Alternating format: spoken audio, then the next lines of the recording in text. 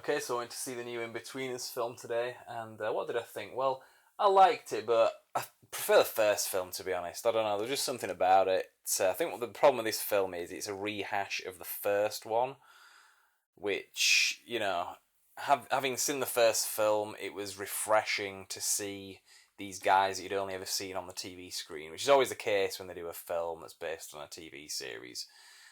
Um, so to kind of just rehash what they did in the first film is kind of it's not really boring or anything like that, but it doesn't really bring anything new.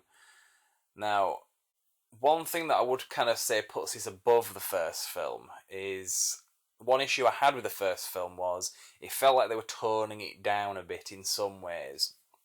The TV series was done by Channel 4, and they seem to be fairly liberal in terms of content and swearing and stuff. Whereas in the film, they wanted it to be a 15 certificate, at least in cinemas. So they just it felt like they toned it down a bit. I mean, there was vulgarity in it, but it wasn't quite as excessive and just non-stop like it was in the TV series.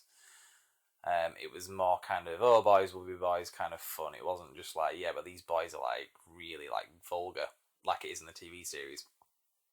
And like I said, the reason is they wanted it to be a 15 certificate, they wanted to make more money, and there's going to be a lot of 15, 16, 17-year-olds as well that they would be cutting out from being able to go see this if it was an 18. Now, on Blu-ray and DVD, you can get it as an 18 certificate uncut. So I'm just talking about the theatrical version. This film, the second one, didn't really seem to suffer from that. This one kind of went all out. I mean, there was like some really gross bits in it. I'm going to give a few spoilers away, to be honest. So if you haven't seen the film, maybe turn this off now. But yeah, like one bit in particular is a bit where Neil is on like a water slide. Well, he's stood at the top of it, and Will has gone down, and he literally loses his shit. He shits himself, and he goes down the slide after Will. And Will's like kind of panicking because he can see it, and he's like, "No, no!" kind of thing as it's like following him down. It's really funny. But yeah, he comes out the other side and it like hits him in the face, and it is disgusting. It's like really like gross. You're just cringing. And I was kind of thinking though, like, what the hell? He's just kind of like walking around like throwing up everywhere with all this shit on his face. And you're thinking like, why would you not just immediately just rinse your face off in the water? Why is he just like walking around like going, oh my god, with like shit on his face, being sick? I mean, it wouldn't be quite as funny, don't get me wrong. I know it's just a film, but that was kind of what I was thinking. I was thinking, rinse off your face in the water, Jesus. Then again, I've never had shit on my face. Maybe you're just going into some kind of like panic mode. I don't know. There's other bits as well. There's something about this film about having human waste in people's faces. What the hell? Because there's another bit in this where the film pretty much like ends with the guys out in the desert and they're getting dehydrated and they've got no water, and Simon like panics and asks Neil to piss in his mouth so he can like drink it, and it kind of just more ends up pissing all over his face, to be honest. It's really gross, but yeah, what the hell. So they didn't really do that in the TV series or the film, so this one did seem to crank it up in terms of vulgarity anyway, whereas the first film seemed to be they were reining it in a bit. And again, I'm sure this was a 15 certificate, so I don't know. I mean, there was nudity in this, but it was all male nudity, so I don't know if if it was female nudity, it has to be an 18. Have some like balls and like cocks and stuff. That's okay. Is it in a 15? If you want to have a minge, it's going to be an 18. I don't know if that's quite how it works, but yeah, I mean, there's quite a lot of that in this. It's quite graphic as well. But that aside, anyway. Now, in terms of the characters, Will's got kind of a storyline going through this. They go to Australia, and he meets this girl that he knew from school. And she kind of looks like a down and out Uma Thurman from like her Kill Bill era, blonde hair kind of thing. She kind of looks a bit like her, and he's basically chasing after her through like most of the film. And that's pretty much his story. There isn't really much else going on. There's a thing with his mum. His mum sends him to Australia and gives him an anti-rape like spray thing as well, which is quite funny. And later on in the film, you find out that she's going out with Mr. Gilbert from the school teacher from the TV series. So I think it was the headmaster actually, which I think was really cool, like twist at the end of the film, because you don't really see him till the end of the film.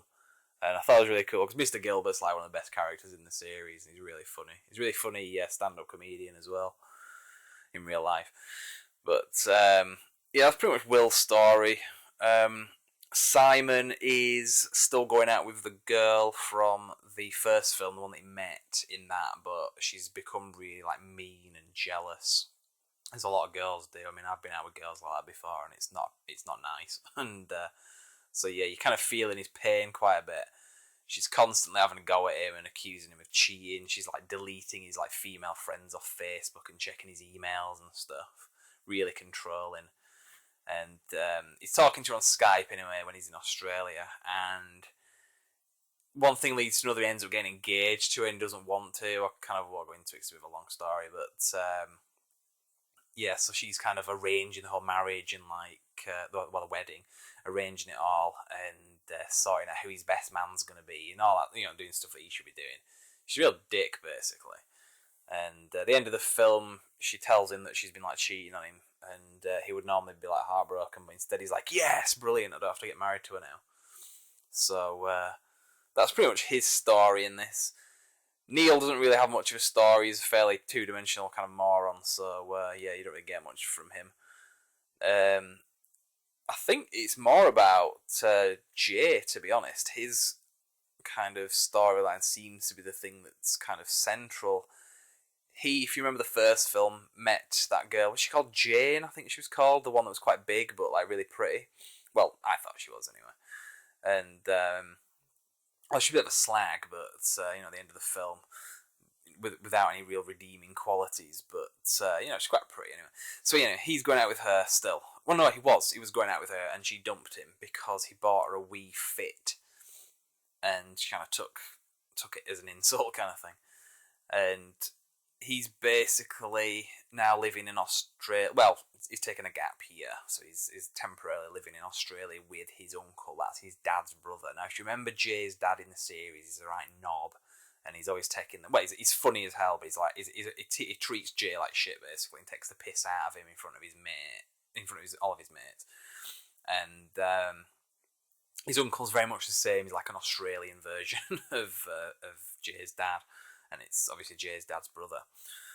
So he's living with him, and he just says, he emails Neil at the beginning of the film. And he says, "Yeah, I'm like, I got loads of money, and I live in like a mansion, and there's like supermodels that suck me off a different supermodel that sucks me off every morning, kind of thing. And I own this nightclub and a DJ there and all this." He's a bullshitter, is Jay. It's a lot of bollocks. And the guys kind of know it's bollocks, but still kind of give him the benefit of the doubt and go over there and then find out it's a lot of bollocks, but they're not really surprised. So it turns out the reason he's actually in Australia is because Jane, the girl that he met in the first film he's going out with, has moved over there as well. So he's basically stalking her. And he's found out that she works at like a water theme park kind of thing, I guess you'd call it that. And, water slides. I don't know what you call these things. I certainly don't have anything like that near where I live anyway. But, so they all go over there, and she doesn't work there anymore. So, but a lot of stuff happens there. Like I say, there's a whole thing with Neil having a crap down the water slide, and it hits Will in the face. There's loads of other stuff. It's pretty good, that bit of the film. That whole, part of the film, because it's kind of reminiscent of the Thorpe Park episode from Series 1. I think it was like the second or third episode. I think it was the third episode of Series 1. And so yeah, it was pretty funny anyway. A lot of the stuff that happens there. So yeah, anyway, like I say, Jay finds out that that his ex is now she's moved on. She's not working there anymore. She's working on a stud farm, kind of in the middle of nowhere in Australia. If you know Australia, it's got quite a big kind of desert area. And she's out there. So they go over to find her. It shouldn't be too difficult to find her. It's not that big, is it? Jesus, seriously. They kind of make a joke of that. But they do actually trace down where she is, because if you remember, the girls that they met in the first film are friends. So basically what Simon does is he asks his girlfriend, "Oh, have you heard anything from Jane? Do you know where she's staying?" That's how he finds out exactly where she is. or roughly anyway. So they drive out there, they run out of petrol. Within the space of about 2 hours, they start to like dehydrate to death, or think they are doing, and that's when the whole thing happens, when Neil basically pisses all over Simon's face. It's really gross. And they get rescued by Jane and her friends. They just kind of turn up and save the day. It's pretty much like the end of the film. I mean, they go back to like Jay's uncle's house, and his dad's there, and you find out that his dad's flown over from England, and also Will's mum's flown over from England with Mr. Gilbert, and that's where the big reveal is, that Mr. Gilbert's now going out with Will's mum. Lucky bastard, she is so fit, seriously. Anyway, so I think that the film kind of suffers from a similar problem to the first one, just the ending. It's got a really anticlimactic ending. It just kind of ends and you're thinking, I was hoping for something more than that, but still. It's a good film. It's entertaining. It's not a film that I would rush to watch again. I will buy it when it comes out. It's probably something I'll watch every like year or two or something after I've bought it, I guess. It's not something I'd really watch once every like few months. Like Due Date or something, like a kind of road trip comedy film. I think that's one thing that people say about the Inbetweeners, because I know there was an MTV series in America where they did an American version of it, and it just didn't work. I wouldn't say Americans can't do like comedy, like really good comedies like Britain can. I think that's really pretentious to say, because a lot of the best sitcoms I can think of are American ones. You know, they say, oh, Americans don't understand irony. It's a lot of bollocks, is that? I mean, if you watch things like Frasier, for example, and I mean, take the Larry Sanders Show. I mean, it's kind of a forgotten sitcom from the 90s, but that was so brilliant and funny. I mean, it was I'd say it was better than like the Inbetweeners or any like British comedies. You know, it's so like good, and like just the way it was written and stuff. So I think to say Americans can't make the Inbetweeners, I think they can. I think they just they had a bad judgment call to get MTV to do it, basically. Plus the British culture thing as well. That's the other thing. It's maybe doesn't translate quite as well in an American version, because their kind of youth culture doesn't quite translate in the same way. That there is something that kind of gets lost in translation, because it was a literal. Some of the episodes, bits that I've seen anyway, are literal translations in the American version, which didn't quite work. So that said, I'm kind of going off on the TV series there, but don't really have much else to say about the film. Definitely check out if you're a fan of the TV series. It wasn't bad. I've kind of criticised that a little bit, but that said, it was pretty good. I prefer the first one slightly more than this, but the TV series is ultimately better than both films, in my opinion. I think a lot of people would agree with that as well. But it was good to see anyway. I don't think that these guys, the actors' ages are really an issue, because they can still pull it off, that they are quite young. Maybe not like 17 or 18, but you kind of buy it.